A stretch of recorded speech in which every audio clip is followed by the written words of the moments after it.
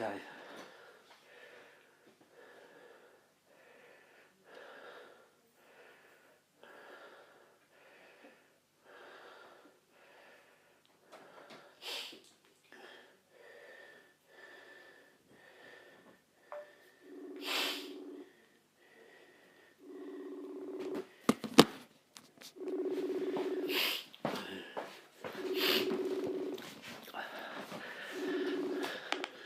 Hello. Hello, Dave. How's that for you? Okay.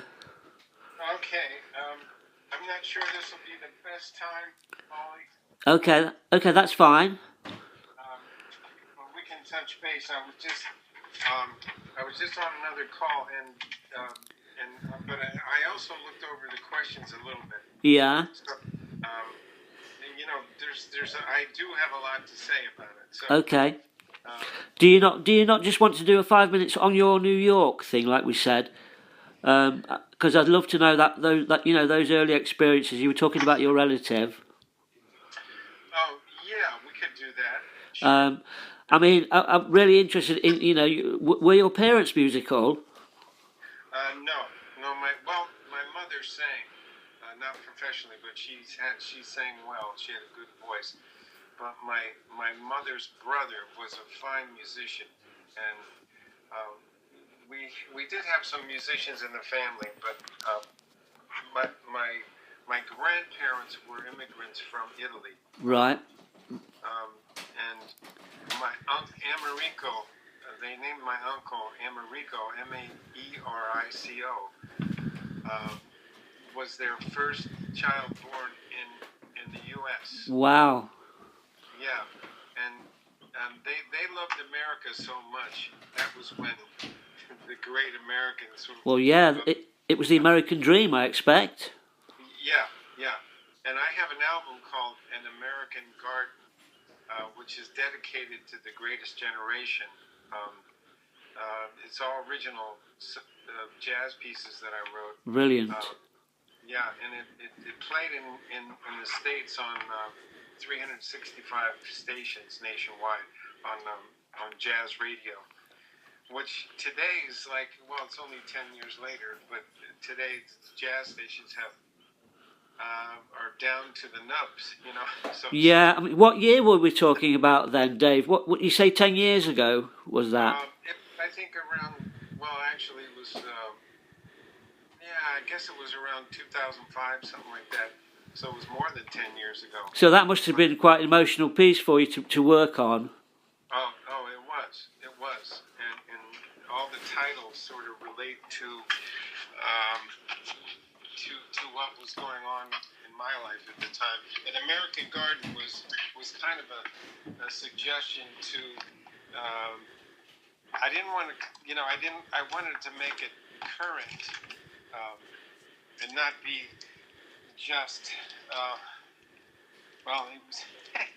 It's a long story. But the title for An American Garden and New York at Night, which is a beautiful piece for alto saxophone and string orchestra, and Quinteto di Flauti, 5 flutes where I played all the parts. Wow. And a high-mowing orchestral suite with its strings and a soprano saxophone. Dave, just taking you back to that time when you realised that music was part of you. Did you know at a very early age? I did. I realized when I was in junior high school, by the 9th grade, in the 9th grade yearbook, they asked the question, "What do you want to do when you grow up?" And my answer was jazz artist.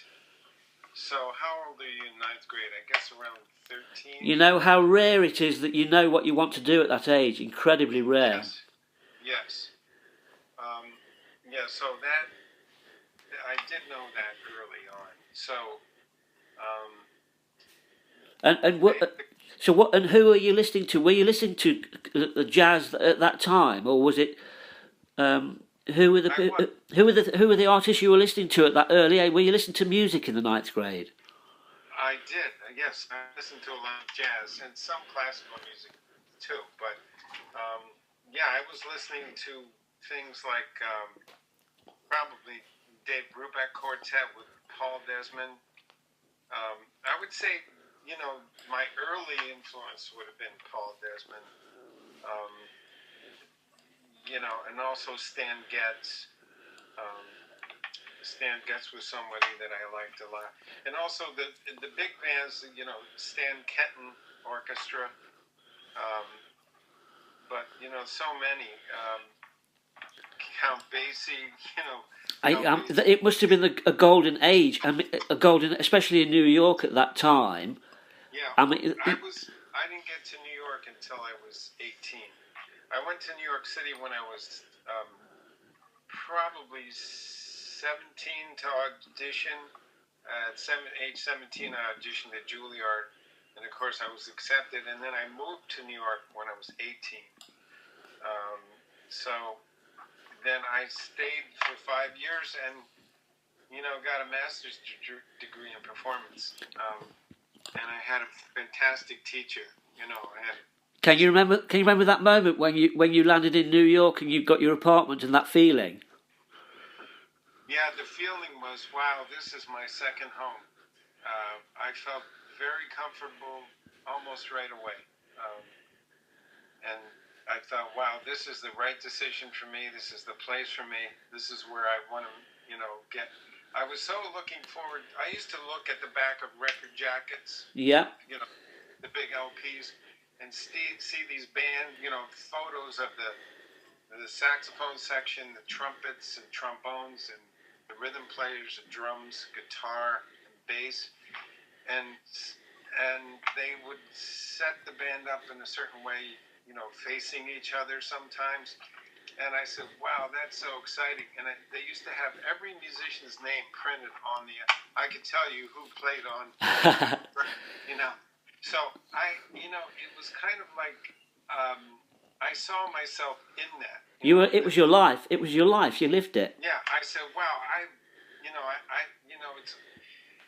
kind of aspired to that, but I didn't know that at the time. I just thought, wow, that's so fabulous to be in a major studio like that, and you have a great arranger up front of the band, and you're playing, and wow, the sounds that are coming out are just, and not so many years later, I found myself in the middle of that. I started getting calls, gradually getting busy in that work, I was going to ask you, Dave. Can you remember a turnaround moment when you thought, I'm serious. I'm playing with the serious people here. Can you remember a moment? When that happened. Well, I guess the very first time was when I was about 20 years old. I was still a student at the Juilliard School, and my first big-time job was the Bell Telephone Hour. I believe it was NBC. It was the last remnants of a studio orchestra. Excuse me. In other words, a studio orchestra back then. Let's see. Wow, what year was that? 1960. Probably around 1960. 69. Oh, I thought you were going to say 65 because that's when I was born. Oh, is that right? Okay. Let's see. It was 5, 2. It was probably about. It was. Let's see. Oh, actually, it was about 1965. Ah, you see, I knew. Yeah. I changed the year with my power, Dave. Oh, yeah. And what were you playing there? Was it saxophone? Was your favourite? I was called to. Okay, just to give the scenario, the scene was studio orchestra, woodwinds, just like a symphony orchestra, basically. Woodwinds, brass, strings, percussion, and all that. And it was maybe 60 musicians, no, not that many. It was a small orchestra, but it was big enough. It was like maybe between 40 and 50 musicians. Which is an incredible amount of finite tuning, I would imagine, to get that. Oh, yes. Now, there was a position became open. Oh, it's kind of a long story, I don't know. But my teacher, Joe Allard, was the first clarinet player in the orchestra, and I was studying saxophone and clarinet with Joe. There was a second clarinet player in the orchestra was taking off to do. He was up for the job at the New York City Opera, and they needed a second clarinet player. But the caveat was that the second player doubled on tenor saxophone, and you had to be a soloist. Because the job that was coming up, there was a jazz solo for Polly Bergen. I don't know if you remember that name. She was an actress and a singer, and she was going to be singing a kind of a jazz tune. And there was a featured tenor saxophone solo, and apparently the conductor asked Joe, because a contractor is the guy who hires the musicians. Yeah. So they went through a bunch of names. This is New York, I didn't know anything about this until after the fact. They knew you, Dave. They knew you. Well, no, here's the thing. They didn't know me. The conductor didn't know me, but Joe knew me. And here was the the thing was, they tried the usual guys to play second clarinet. That was no problem. But they needed a symphonic clarinet player who could play this jazz solo. So most of the orchestral players are classically trained guys. They're going to play in an orchestra. But now you need to, and that second clarinet chair had to be a saxophone soloist. And they went through the usual guys they might get, and nobody was available. It was a substitute job, it was just. But you knew, you felt that work. You knew knew it. So one day at my lesson, I was about 19, maybe 20. Joe said, I did my clarinet lesson as usual with him, studying, practicing, doing all the things, he didn't mention a thing about it. And then at the end of the lesson, I got up, packed up my instrument, went out the door, and he stuck his head out the door and he said, "Oh, Dave, by the way, you're going to get a call from the contractor from the Bell telephone hour to play second clarinet and a tenor saxophone solo." He said, "So get a good read." And then he chuckled like, "Ha ha ha, get a good read on your instrument." Oh right, okay, yeah. That's a lot of licking the reed, a lot of licking that reed. He said, "So get a good read." And then he closed the door and took his next student. And I was walking toward the elevator and I said, "What? Did I hear that right?" I couldn't believe my ears. I said, "What?" I said, I almost went back to say, "What was that again?" But I said, "No, that's what he said." So, who did you want to tell? Did you tell everyone? No, I did not. I ran home and practiced the clarinet for a couple of hours, practiced the tenor saxophone. And, I was practicing every day anyway, of course. And the weekend came, and I was all set to go there. And, of course, I was a little nervous. What they did was on Friday evening, they would have a rehearsal. And then Saturday, I think the show was taped live. It was live to tape, if you know what I mean by that. Yeah. Yeah, so we rehearsed Friday night. We get to the rehearsal, and everything's going fine and playing. We played a lot of classical pieces with some opera singers and pop singers and all that. And then Polly Bergen came out to rehearse her song, and that's where I had this tenor saxophone solo. Wow. And I'm thinking, I had a good read on there, believe me. So you're kind of earning a living at this stage in New York. You're paying your flat. You're working. What happened was the solo went really well. The conductor looked at the solo, came up, and he looked up. We went through it. I just came out like charging, like it was say hello, wave goodbye. Yeah, which we'll come on to. I played with a lot of passion, and the conductor looked at Joe and gave me the okay sign, like You know that sign with a circle. Yeah.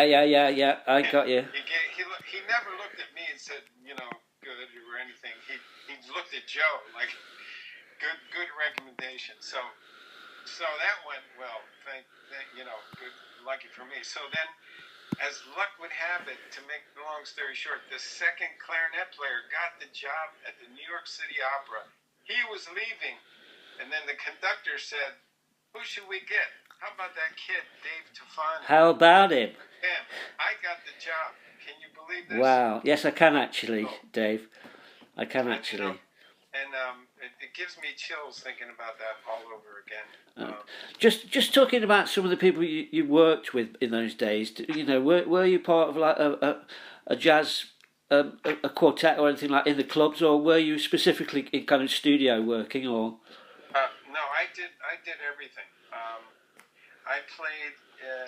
I used to play with Thad Jones, Mel Lewis Orchestra at the Village Vanguard.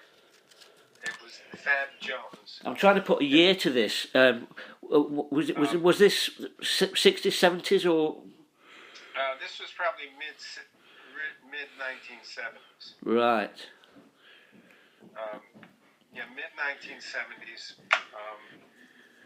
And I'm trying to think.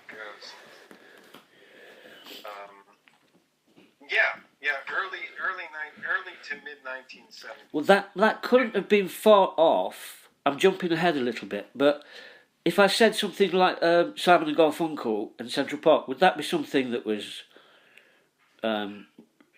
Did you work? Were you there?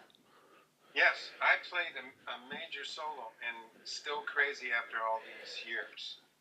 Now this is. I mean, that is just part of a music history, isn't it? Yes. Now that was the 1981 concert. Right, well, that was 81. Yeah, that was Simon and Garfunkel reunion concert. That was when they had not played together in a number of years. It was massive. It was 500,000 people in that outdoor in the park. You must have had a good agent, Dave. No agent. Never had an agent. I mean, how did that come about? That is, see, the way the music business worked at that time, and still does to some extent, although you can't do this with a synthesizer. But, however, it was, you sort of have a string of work that you have done, and people get to hear you play, and arrangers, the guys who were in the studios doing the arrangements, and producers, people who produce records, produce films, they become aware of you somehow through, I suppose we call it the grapevine, or. Yeah, it's kind of a grapevine. Yes, it's development of your work through your reputation. And I was going to add to that, because people don't work with people, however talented, unless they can feel that they connect with them, and that people don't work with guys unless they're nice people, they're real people. It must have contributed. That you just said it. That's exactly right. Because I have a quote for you, and it's my own. I probably it's probably a mix of my own ideas with what I have learned, but it's different. I would say it's difficult to impossible to be successful in the performing music business without other people wanting to see you be successful. Right, that is. I can really relate to that in my business with my magazine, because without that support and without that follow-on connectivity, you're so right. Because there's a lot of people as well that want to see people fail, particularly, in some areas. But that is a great quote, Dave. Oh, thank you. It's one I've thought about a lot, because looking back on how do these things come up? Just what you were asking. How does this transpire? There's a perfect example. At the Bell Telephone Hour, I played the solo for Behind Polly Bergen. Then I got offered the job. The second flute player in the orchestra was the contractor for Tony Bennett. Wow. So, in the next year or so, I found myself being the tenor soloist for Tony Bennett for over 2 years, maybe 2 to 3 years. I did that, and that was whenever he was in New York, Long Island, Connecticut. When he was in the New York area, he would use his primary players, like the first trumpet, the drummer, bass player, and the tenor solo. That was like a solo chair. That back in those days, Tony Bennett his voice was still good. And he sang more of a jazz-oriented thing back then. Big band vocal music. Was Tony Bennett was it a nice guy, Dave? He seems like he's got a lovely presence to him. I would say he could be a nice guy. But he was professional. He was professional, yes. There's always things sometimes... an artist like him has to make the tough choices sometimes, but I noticed he fired one of his musical directors that was doing a great job for him, but one of his older buddies became available, things like that, but make no mistake, there's behind the behind the heart of a guy like that is a jungle beast, Of course. In order to make it and stay there, you have to be pretty strong. Of course. Did you ever touch base or cross paths with Sinatra? Yes. I played on the album L.A. is My Lady, produced by Quincy Jones. Oh, wow. And there's a little video of that around too. I think it's on my Facebook page. I'll find that. Very interested. It's and I'm right to. I said in the Facebook, if you don't blink, I'm right to the left of Quincy. I'll slow it down. I'll slow the film down. But it's So I played with Sinatra on that session. What a band that was! I'm telling you, to be on a fly on the wall of a session like that. I can't say this about every session I played on, but it was an absolute joy. It just all came together. Every musician on that session was an ace. Every single one. And here I was amongst them, and it was another kind of a thing. The guy that did most of the arrangements was Frank Foster, who played with Count Basie. And Frank Foster played tenor saxophone and was a great arranger. He wrote a lot of the Count Basie arrangements, and he was writing arrangements for that album. Right. And the story I got was how did I end up on that session? It was coming together, and the story goes that Quincy Jones said, Frank, how are the arrangements coming? Are you going to be ready for Monday or something with all your stuff? Because he hadn't seen his arrangements yet. And he said, no, in fact, I really want this to be great. So I'm working extra hard on these arrangements. He said, no, I'm kind of behind. And the word goes that he said, I think we'll have to get another tenor player. Really? Son of a gun. My name came up. As if by magic. I got the call directly from somebody. Dave, I think your whole career has just been a load of good timing and expertise, of course. Yeah, good timing. And, it's almost a given. You have to play well, Of course. People aren't stupid. People aren't stupid. Right. It's a given you have to play well. well to exceptionally well. And you have to be able to do more than one thing. Um, that if I'm sitting there, I can play the solo if needed. Or if just a lot of things. I could play the first reed chair as well, the lead alto saxophone part, which I did a lot of in New York too. But the thing is, when the call comes, it's like all in a day's work. Yeah, but you've got to be able to produce the goods. Yeah. Dave, yeah. as a world class musician, is it true about Sinatra? What is the voice? I mean, I'm a big fan. I saw him at the Royal Albert Hall back in the early '80s. It was Cleo Lane supported him, and I'm mesmerised by Sinatra. Did he have? Was he? Were you a fan? I was a huge fan of Frank Sinatra, and at this session, Quincy Jones said, and he said in front of the whole band. Everybody, especially the horn players, the trumpets, there were 4 trumpets, 4 trombones, 5 saxophones, bass drums, piano, and guitar. George Benson was on guitar. And he said, I know all you horn players love Frank because he phrases like a jazz musician. Yeah. And it's true. His laid back timing. My uncle Peter's a pianist. He's pretty accomplished. He says that Frank used to catch up the lyric with the music, so he could alternate the rhythm.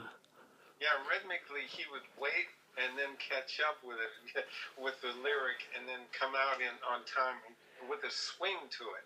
Yeah. He could swing. And nobody has quite been like him. He's unique in his own world. I'm really glad you said that. It's like don't meet your heroes or don't get your heroes to talk about your heroes. But you've managed to you've not let me down. So thanks for that. Oh sure. Okay. Well, I hope this is you can take the bits in this that are. No, David. Listen, David. I'm just loving every bit of this. Can I get you to the Soft Cell collaboration?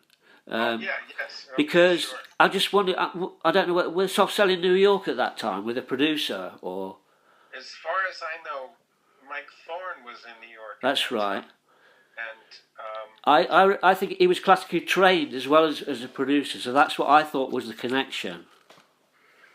That wasn't really the connection. The connection for me on that call was similar to other things. Well, I had a reputation, but this being a successful studio musicians, you have to remember we're playing behind the scenes a whole lot of the time, and only those sessions that are high profile sometimes gets you out and known to the public. So. Having said that, you do get some exposure, obviously, but I never enjoyed going on the road. So because I was very busy in New York, and I didn't really want to be on the road traveling with artists, and I had plenty of opportunities, but so I was in New York, and it was a producer, Jimmy Biondo Lillo. He was a producer who knew Mike Thorne from having worked in some of the studios. Yeah. And what he did was Mike Thorne came to him. Obviously, he must have respected Jimmy. You could call him Jimmy B. Right. They call him Jimmy B.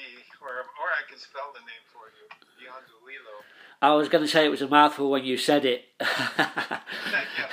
So he went to Jimmy B and said, I need a clarinet player for like a really big solo on this Soft Cell record. And Jimmy knew Soft Cell. He knew because he had done some English productions. And Jimmy apparently said to him, I have just the guy for you. Strike 3, Dave. I show up at the studio. It was a major studio, and Mike Thorne's in the control room, and oh, what are their names? They escape me right now. It's Mark Armand and Dave Ball. Mark Armand was the vocalist. Was what Marco? Mark Armand was the vocalist, and Dave Ball was the keyboard player. Yeah, yeah. Yeah, he laid down some interesting things that I appreciate more now. Anyway, I got there, and so they had their tracks down pretty much.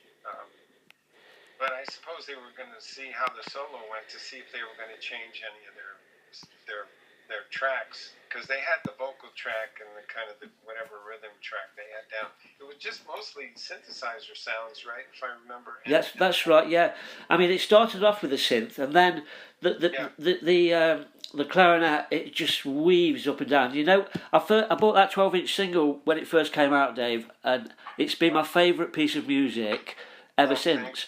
I could just switch the light off, cuddle up with the cat and listen to it going up. Even though my cat loves that song.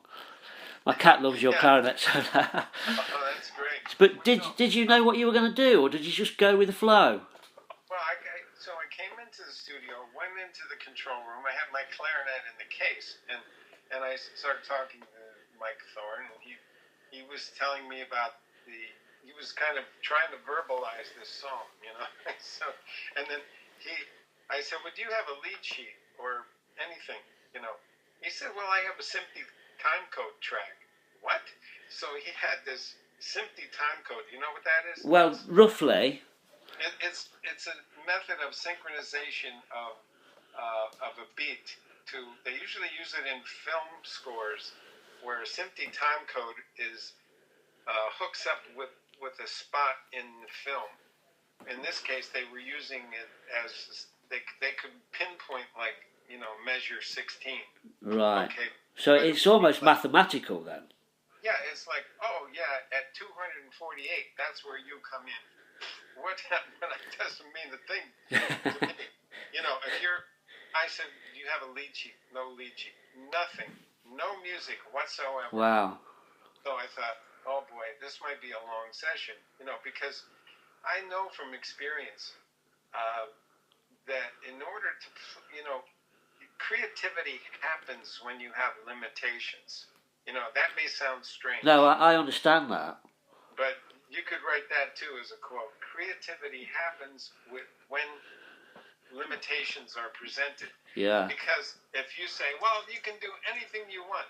Whoa, you know, I mean, wow. I mean, I can do, you know, a musician can do a lot of different things. It's kind of like, it's almost channeled. You have to channel something into it. Exactly. Yeah, so I said, well, it might be a good idea if I hear the song once, you know. So in the control room, I said, Michael, just show me, you know, give me a sign when we get to the place where you want the clarinet to do. Yeah. So he did that. So he played the track all the way through. I said, okay, and so then he looked at me and said, well, we got along just fine, you know. And he's a very nice guy. And then he said, well, let's have a go at it and go out there and blast away. That's he blast away. He cracked me up with his expression of blast away. Blast away at it. Yeah. I said, well, I hope I do a little more from this than blasting away. But anyway, so I went out and they started the track, and they, you know, I had earphones on. It was just me in the studio. And but you felt it, honestly, you must have felt the way it goes. It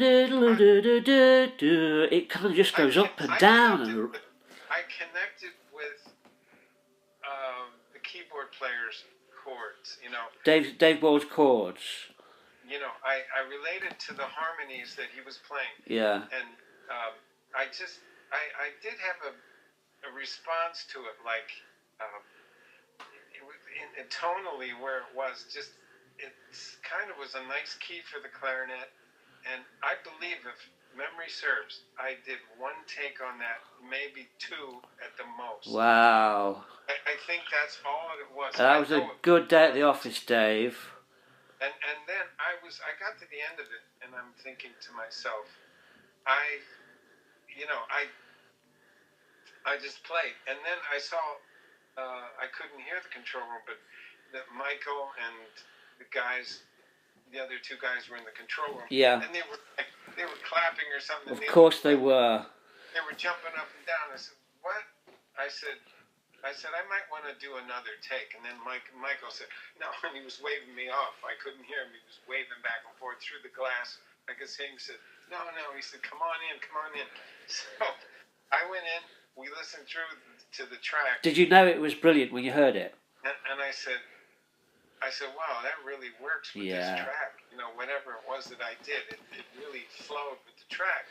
Yeah. And they just loved this thing. And they said they were gonna.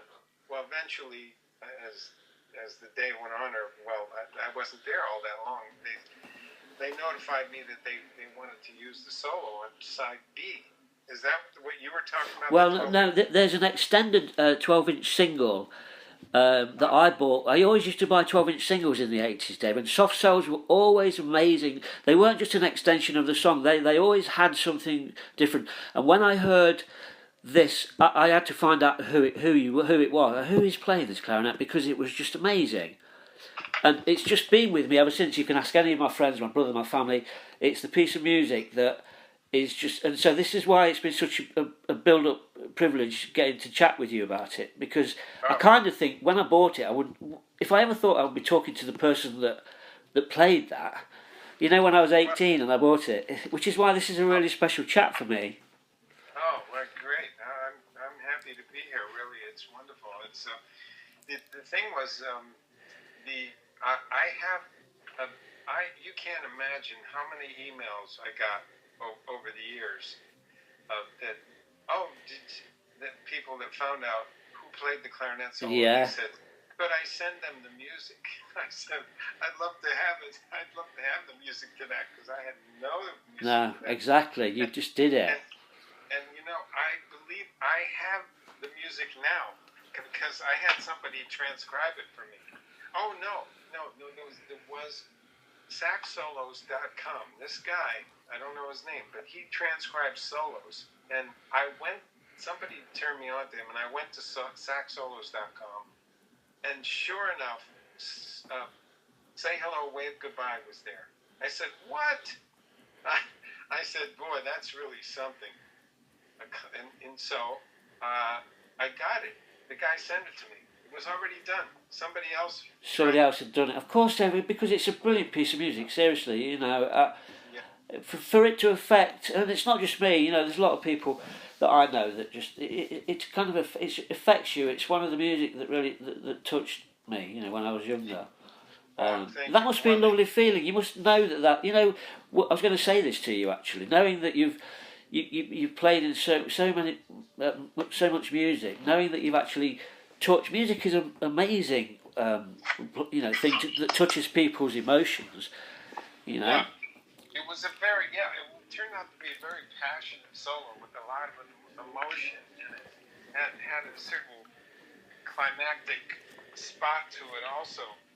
And it's just, it was one of those things, probably Mike Thorne was right. If I did any more takes, it would just become different. Yeah, no, you probably nailed it from the start, Dave. Sometimes that'll happen if you overwork something, that it'll just, not quite... Yeah, it's funny you say that, because I was watching a documentary with Jack Lemmon. He was talking about Marilyn Monroe when they did Some Like It Hot, and he said they did something like 47 takes, and all she had to say was, "Oh gee, are we going to have a drink?" Do you know what I mean? It's an amazing interview. It just came up on my YouTube. These two, Jack Lemmon and Walter Matthau, talking about. Well, they were talking to each other, but then Jack Lemmon started talking about that film, with Marilyn. That's going off the subject completely, but anyway. No, that's okay. Dave, you probably get. Shall we hold it there for a bit, and I'll catch up with you, and we can talk some more, or are you? I mean, I might be. How do you work this, Paulie? Do you write this out? Yeah, I'm gonna type it out. And then, because I'd like to ask you, a bit more about what you've been doing, if you want to talk about what you've been doing, or if you've got anything that you're working on now that you want to talk about. But I think probably we could maybe touch base early next week or something. I'll try and see if you're around then. Yeah. Shall we do that? Oh, sure. Can you It's- hang on just 1 second? Of course. I have to answer the door real quick. Of course. Yeah.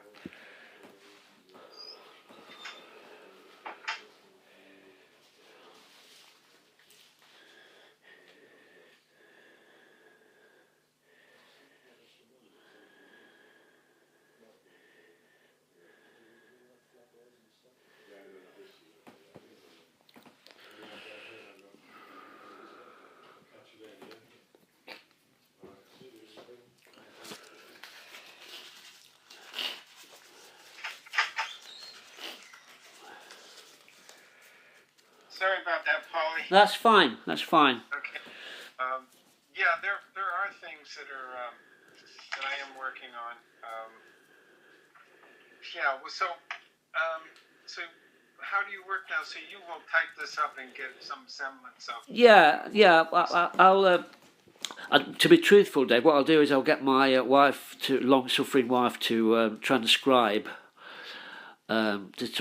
this, so, and then, but it's going to look fantastic. Trust me, and I'll put it all together. I mean, if you don't mind, I'd love to cast my eyes on it and just see if sometimes when you're spontaneous. Dave, that is your prerogative, and I promise that will happen. Yeah. I promise that will happen yeah. Yeah. Okay, sure. I promise that will happen. Okay, Dave. Well, listen, I'm going to say bon voyage for now, and I'm going to try you on say Monday or something, or whenever, Sure.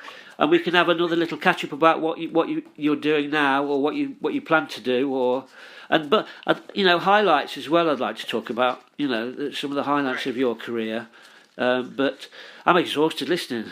I don't know about you. What's it doing over there? Is it snowy? It's kind of cold here today, like I don't know, mid-30s, or how about in London? Well, yeah, it's not too cold. It's just a bit rainy as ever, Yeah. I should have been an umbrella salesman, Dave. I've always said this. Dave, it's been fantastic talking to you. Have a lovely weekend. Oh, absolutely. And I'll try you on Monday around the similar time. You can always say you're busy, and then we can. Monday, I think so far Monday morning I have commitment for. I'm not sure how long it'll go. Maybe till afternoon. Like maybe I might be available in the afternoon. A bit later, maybe. Yeah. Okay. Let's see, maybe like 2-ish, 2 or 3, but that's... So that's about 7 for me. Yeah, that's fine. I'll sit at home with a cat on my knee and have a chat with you then. Okay. I might even play the cat, say hello, wave goodbye as we're talking. Yeah. Well, I noticed on here, you want me to answer any of these personal questions you have about New York or anything. Oh, well, you know what? This has just gone fine. This has just gone as perfect as I could imagine, It's great. Before I forget, I did want to mention that I am actually writing a book. I am writing a book about my history in the music business, but it's sort of a memoir, but I'm not sure it'll really be truly a memoir. It'll be more about just kind of life and music with back then. When I was the busiest, of course, we didn't have cell phones then. Oh, no, I know. How do we ever keep in touch with people? Yeah, you're right. Waiting on street corners for... I did manage to get some photos here and there. I have a photo at the Sinatra session with Michael Jackson, actually. I actually have a photo somebody took of my shaking hands with Michael Jackson. Wow. It was basically...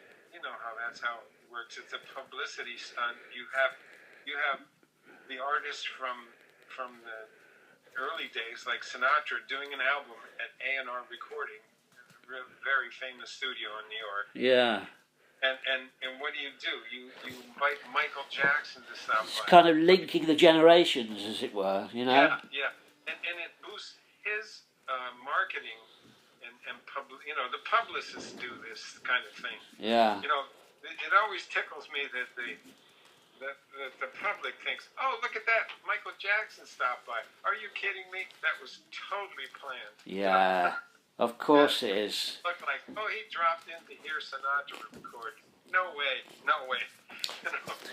Dave, I've got a story about a band that went over to New York to meet Michael Jackson. I can't remember what they were called, but apparently when they got to the hotel, the manager said, "Oh no, Michael Jackson's popped out, but Bubbles is available." Okay, listen, I'm going to let you go. It's been, and I'll try you afternoon next week to carry on. Sure. Bless you, Dave. Have a lovely weekend. Oh, thank you so much. Okay, speak soon. Okay. Bye. Take care. Have a Bye. good week.